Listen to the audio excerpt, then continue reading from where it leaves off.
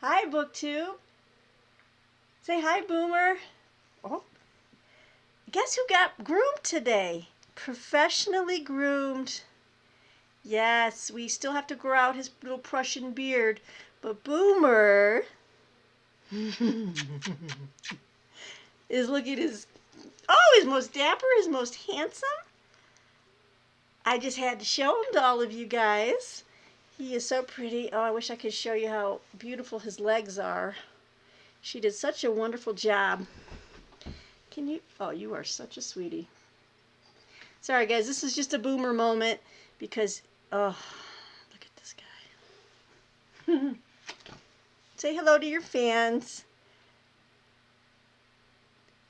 He's got his eye on his number one. That's a great head-on shot. Thank you. Well, hi, guys. Sorry for, thank you for the minute of Boomer love there. I think he wants to follow his mama over. I'm your other mama. Oh, you're a good boy. He's a good boy. Yes, groomed today, and he smells great, and he's so soft. Anyway, welcome to my video. Bye, Boomer. Thanks for hanging out. Okay, today, or this evening's video is one I've talked about doing. It's not going to be very long. I've seen a lot of videos on BookTube about 2020 reading goals. And I've decided that I'm only going to show a few books that I personally am going to commit to reading because I've wanted to read them for a long time. I feel like I should read them, or for any number of reasons. And it's a relatively low number because I want to be realistic, because I read a lot during the year, and I'm going to be reading a lot more this year than I did last year since I'm finished with school. And I'm reviewing books regularly. So, in addition to my full-time job. So, I want to be realistic.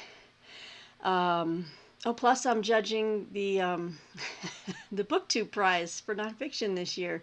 So there's a lot of reading involved for that. So anyway, I can't really tell you all the books I'll be reading this year because they kind of just come along as they come along. Probably mostly new releases, history and nonfiction.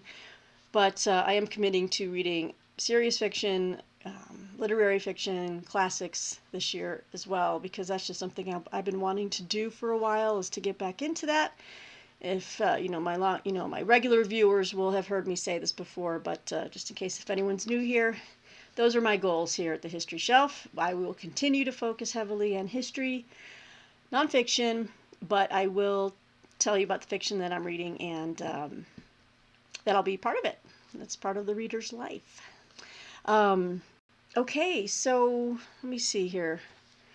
It looks like I'm committing to 6 books. Just as an aside, something a little bit about me. When I tend to pick books, I always tend to pick out huge books. Now, and this time is no different. And I really had to tell myself, okay, Peg, let's try to make something at least a little bit easier for you. But I really didn't in the end. One of these books, I'll be happy if I get 3/4 of the way through by the end of the year. It's massive. But anyway, the first book that I am committing to reading, what I'm calling my 2020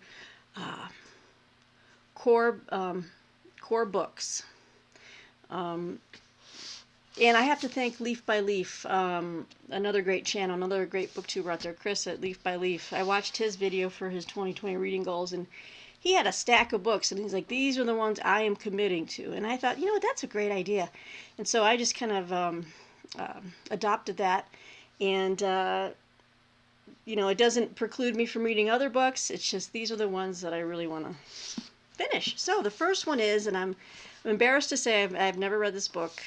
And, well, here it is. Crime and Punishment by Fyodor Dostoevsky. And this is my beautiful Folio Society slipcased edition. Look at this cover. Isn't this beautiful?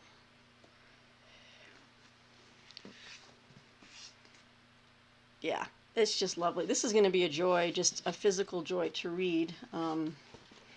Illustrated throughout, here and there's artwork. It's Love Folio Society. Of course, they smell wonderful. So Crime and Punishment is going to be close to 500. It is over 500 pages. But I'm very excited to read this classic. And after this, I think next year, or maybe even later this year, you never know, I might tackle the brothers Karamazov. So we'll see. But this is the first book that I really am committed to reading and finishing in 2020. Slide that back in.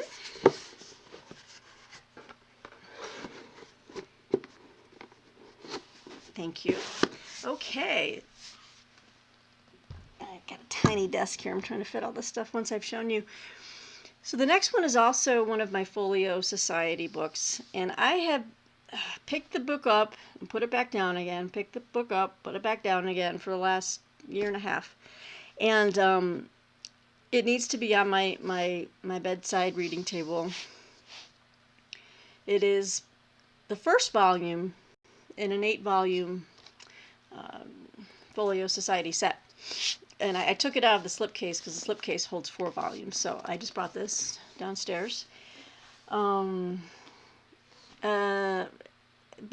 an amateur historian, someone who loves history, I said to myself, there's no excuse for me not having read this.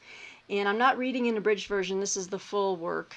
And it is The History of the Decline and Fall of the Roman Empire, Volume 1, by Edward Gibbon, the classic.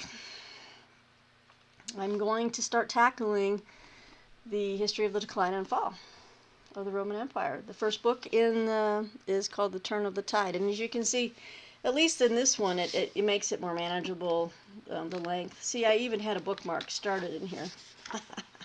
So, yeah, this one's about 300 pages. It's got some pictures and maps, and it's pretty cool.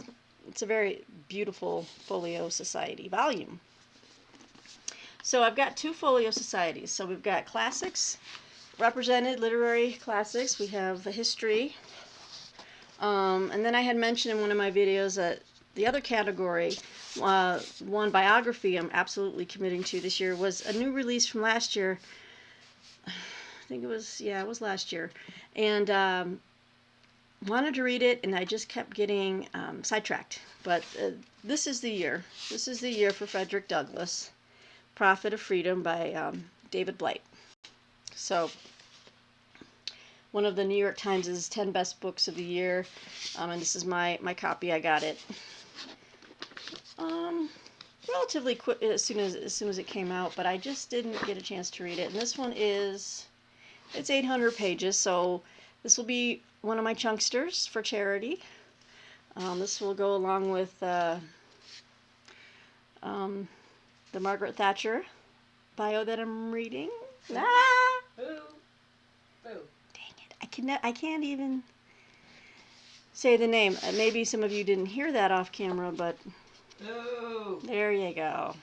There you go. She's consistent. I'll give her that. Okay, so, and then I mentioned theology. Oh, now this one is just heavy, and it's great, and it's beautiful, and I've shown this in a very recent video. But this is the N.T. Wright and Michael F. Bird, The New Testament in Its World, an introduction to the history, literature, and theology of the first Christians. This is put out by Zondervan Academic. This book weighs like 3 pounds. I mean, it's it's about 970 pages. I'm just going to try to tackle it, little by little this year. Maybe, it's hard to commit, like what, maybe a chapter a week. Maybe that could get me through. But you know what? It's not dense text, so we have a lot of sidebars and illustrations and pictures and maps. So it probably shouldn't take me, I could probably finish this in a year, for sure. Anyway, I'm excited about that. Has a little bit of everything I love: history, uh, theology, um, Christian theology. We've got archaeology. Um, it's just everything that you can ancient history, which is I love that a lot. So sorry guys, it's Saturday night and I am just a little bit off my game here. I was struggling to get Boomer to sit with me. He was just so focused on other things like food. I don't know what the deal is with that, but isn't he handsome? He's never like that. Yeah, he's never like that. Man. He's just he does love his food. He does love his food, but he's been fed. He can be a little beggar boy. Always wants more. Greedy, greedy, greedy. I can be that way with food too, so I can't blame him. Okay, so the next book is it's history, uh, and it's also another one of my loves, which is reading about different countries, different cultures. And this one, I was so excited when I got the book, and I'm excited to read it. And I've had a friend on Twitter say, recommended this book, in fact, saying if you want to learn about these two countries, you really need to read this book. And this is Ezra F. Vogel's China and Japan Facing History. So I cannot wait to read this. I guess it's a parallel history, kind of studying both those countries side by side, how they both had kind of advanced and what they gained from each other, what they took from each other, the wars that they fought with each other, how religion filtered back and forth, and there are different variations. Looks at the later on in the 20th century. Like Vogel underscores the need for Japan to offer a thorough apology for the war, but he also urges China to recognize Japan as a potential vital partner in the region. So it goes from history to talking about current day and how the relations between the two countries could, be more beneficial for each other. So this book is, and this came out this year. Yeah, this year. It probably came out in Europe earlier. Not sure. But anyway, this book tops out at a little over 500 pages, so it doesn't qualify as a chunkster, but it's still a pretty very, oh my goodness, I need some caffeine. It's still a pretty meaty read, but I'm excited, and I'm committing to this. Okay, so then I have another work of literature, and this time I made sure I picked something that wasn't massive like Crime and Punishment, but it's a book that I normally would never have discovered, but I was watching, big surprise, BookTube. This was way back, probably earlier in the year, last year actually. I had found this channel, Better Than Food. I don't know if any of you guys have seen that channel. And this gentleman on there, I'm blanking on his name, but I know it. I've seen enough of his videos to know his name. But anyway, he reads a lot of modern fiction, contemporary fiction, but also older fiction in the early 20th century that was considered kind of pushing the envelope. And then I've seen a couple of you recently on BookTube mention this author. This is J.K. I hope I'm pronouncing it correctly, Huysmans, and this is The Damned, or Labas. So I was intrigued by this because it's part of a series. Let me just go ahead and just read this to you. Durtal. It's about a character named Durtal. A shy, censorious man is writing a biography of Guy de Rais, the monstrous 15th century child murderer thought to be the original for Bluebeard.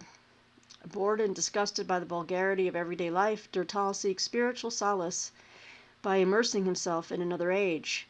But when he starts asking questions about Guy's involvement in satanic rituals and is introduced to the exquisitely evil Madame Chantelouve, he is soon drawn into a twilight world of black magic and erotic devilry in my French is not good. In Fin de siècle Paris. I know I'm saying that wrong. Published in 1891, The Damned cemented Huysmans' reputation as a writer at the forefront of the avant-garde and as one of the most challenging and innovative figures in European literature. So watching Better Than Food's video series about this book and just about Huysmans in general, I did a little research, and he had also mentioned another author, I think it was Georges Bataille, who actually wrote a book, and I have it down here, and I'm trying to just look at the spine real quick, but he wrote about the trial of Guy de Reyes or something like that, which is the actual, it was based off of the trial records when he was brought to trial for all of these really gruesome and heinous murders he committed against children. And Huysmans is, so in this book, Durtal, he follows him, and actually, so I went and bought the other three. I hunted them down. They're not in the Penguin edition. They're not easy to kind of find as far as having a set. But it follows Durtal on a journey. From this book, he's exploring the dark side of, like, he's kind of, like it says, it draws him into a twilight world of black magic and Paris and all this kind of stuff. But Durtal goes on a journey. And the next book that follows his exploits is En Route. En Route forms part of a sequence of novels by Huysmans, which are in fact barely veiled autobiography. And see, I think that's what drew me in when I was starting to research this. First published in 1895, En Route earned the hostility of the Catholic Church and was condemned for obscenity. But wait, there's more. So the next book in this sequence of novels about this character is called The Cathedral. And essentially what is happening is you're following Durtal on this journey, which ends in the final book, The Oblate of Saint Benedict. So, and it says here, this is the final part of Huysmans' alter ego, Durtal's spiritual journey. From the Satanism of Labaz, or the Damned, he makes his way to the foot of the cross by a retreat in a Trappist monastery in En Route, and by living in Chartres in the cathedral, until finally he embraces Roman Catholicism in the Oblate of Saint Benedict. Durtal is a modern anti-hero, solitary, agonized, and alienated. His spiritual journey confronts the problems of our age. Art, architecture, and music light Durtal's path to God. Although a novel about spiritual redemption, The Oblate of St. Benedict is rich in the atmosphere of fin de siècle decadence, which has dominated Huysmans' previous novels. So, it is a series of 4 books, and I want to start this year with the first one. So we go from The Damned all the way up to The Oblate of St. Benedict. So I just think this sounds like a very fascinating journey of one man to faith, starting from the bottom, and just I'm fascinated to see how this journey unfolds for this character, and I'm really intrigued to see if the writing is as fascinating, or is not fascinating, but it is as fantastic as everyone has been saying about this author. So if any of you have read Huysmans, and please let me know if I'm not pronouncing that correctly, let me know. But yeah, we're starting with that book this year, and it's a slim one, so I feel like I can do it. A little Penguin classic, and then I'll continue on with these other versions that I found in various locations online. So basically, those are my 3 books. We have Crime and Punishment. We have by Dostoevsky. We have The History of the Decline and Fall of the Roman Empire by Edward Gibbon, Volume 1. We have Frederick Douglass. I can't do a pyramid because these are all too heavy. Well, I could do these 3. Frederick Douglass, Edward Gibbon. Get over here. That's upside down. You get the picture. I'm trying too hard with this. Oh, I could need to go to the gym. Then over here we have the N.T. Wright study of the New Testament in its world. Let's look at the world at the time of the first Christians. Then we have China and Japan, which I am very, very excited about as well. Then the first volume in the sequence of Durtal novels by J.K. Huysmans. Okay, guys, so these are not the only books I'm reading in 2020, as I've said before. These are just things that I personally, to myself, want to commit. It's a personal goal. I'll update you guys throughout the year. When I finish one of them, it'll be a cause for celebration, and I will bring it to you on this channel. In the meantime, I've got about less than 22 minutes in here. So I guess I'll call this one done. I'm trying to think of when my next video will be. Got some more books in the mail. I make these faces only because I'm really astonishing myself lately with how many books I'm acquiring. But it's such a joy, and yeah, I'm getting some looks over there. But look, I've got a big, nice, beautiful case right there. Oh, it's filling up nicely. I still need to reorganize it, you guys. I haven't done that yet. I think tomorrow I will. There's a box upstairs that I need to incorporate. And then I think I want to do a bookshelf tour, maybe handheld. So you won't see me. I'll try a couple different ways. So I think it'd be cool just to kind of like scan the shelves and kind of point to them. And let me know what you guys prefer. Do you prefer me like I'm pulling them all out and soliloquizing, and is that a word? I think so. And soliloquizing about each one, or or should I just like pan the camera around? I don't know. Today on Twitter I saw that I had a picture of Boomer posted, and David Murphy took the liberty to zoom in on the picture, because I think people are so hungry to have a bookshelf tour to see what's on my shelves already that he zoomed in and circled this book over here right next to The Great Lie. He noticed that it was F.A. Hayek's The Road to Serfdom, and you know how much David Murphy loves his Hayek. And sure enough, he took a little blue marker and circled it and said Hayek. Nice. So, I saw that picture. I was like, wow. You know what? I need to go ahead and just show people what's on the shelves. Whether I'm in the picture or not, I just don't think that makes any difference. I just need to, give the people what they want. So, anyway, guys, I will wrap this up. I hope you all have a great Saturday night, and enjoy your weekend, and be well, and I'll talk to you guys soon. Bye.